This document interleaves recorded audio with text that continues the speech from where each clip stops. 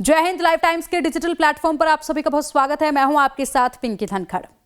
भारत में सोने को लेकर एक बड़ी खबर सामने आ रही है। देश का पहला private gold mining project launch होने की तैयारी में है। जी हां, अगर सब कुछ योजना के अनुसार चलता है तो मई से इसका असर भारतीय अर्थव्यवस्था पर दिखना शुरू हो सकता है।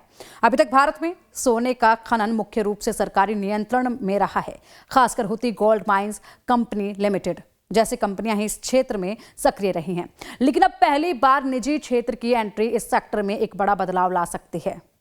इस प्रोजेक्ट का केंद्र कोलर गोल्ड फील्ड्स जैसे ऐतिहासिक खनन क्षेत्र और अन्य संभावित गोल्ड बेल्ट्स हैं, जहां पहले भी बड़े पैमाने पर सोना निकाला जा चुका है।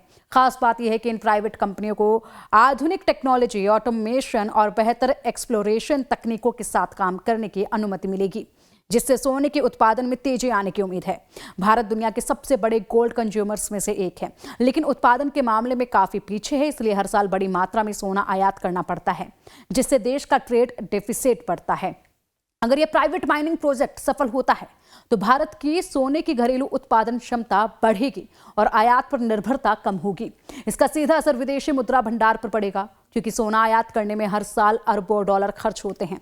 जब आयात कम होता है तो डॉलर की बचत होगी और यही वजह है कि कहा जा रहा है कि भारत होगा मालामाल और डॉलर की इनफ्लो या फिर बचत बढ़ेगी।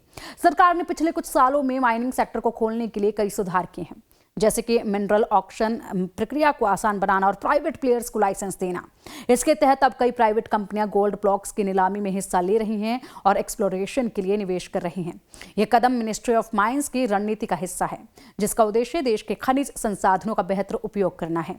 एक और महत्वपूर्ण पहलू ये कि रोजगार और स्थानीय विकास। जहां भी माइनिंग प्रोजेक्ट शुरू होंगे वहां इंफ्रास्ट्रक्चर डेवलपमेंट, सड़कें, बिजली और लोकल रोजगार के अवसर बढ़ेंगे। इससे उन क्षेत्रों की अर्थव्यवस्था में भी सुधार होगा जो अब तक कम विकसित माने जाते थे। हालांकि इस पूरे मामले में कुछ चुनौतियां भी हैं। माइनिंग से जुड़े पर्यावरणीय मुद्दे, लोकल कम्युनिटीज का विरोध और प्रोजेक्ट की आर्थिक व्यवहार्यता जैसे सवाल भी सामने आते हैं। खासकर कर्नाटक जैसे राज्यों में, जहां पहले भी माइनिंग को लेकर विवाद रहे हैं, वहां संतुलन बनाना जरूरी होगा। सरकार और कंपनियों को यह सुनिश्चित करना होगा कि विकास के साथ पर्यावरण और सामाजिक जिम्मेदारियों का भी ध्यान रखा जाए। अगर हम निवेश के नजरिए से देखें तो यह एक खबर गोल्ड सेक्टर से जुड़ी कंपनियों और कमोडिटी मार्केट पर भी असर डाल सकती है। अगर घरेलू उत्पादन बढ़ता है तो भारत में सोने की कीमतों पर कुछ हद तक स्थिरता आ सकती है। हालांकि ग्लोबल गोल्ड प्राइस पर इसका असर सीमित रहेगा, क्योंकि गोल्ड एक इंटरनेशनल कमोडिटी है। कुल मिलाकर देश का पहला प्राइवेट गोल्ड माइनिंग प्रोजेक्ट सिर्फ एक इंडस्ट्रियल डेवलपमेंट नहीं, बल्कि एक स्ट्रैटेजिक मूव है, जो भारत की आर्थिक स्थिति, विदेशी मुद्रा भंडार और माइनिंग सेक्टर को नया आकार दे सकता है। मई से इसकी शुरुआत के साथ ही आने वाले महीनों में इसके वास्तविक प्रभाव देखने को मिलेंगे।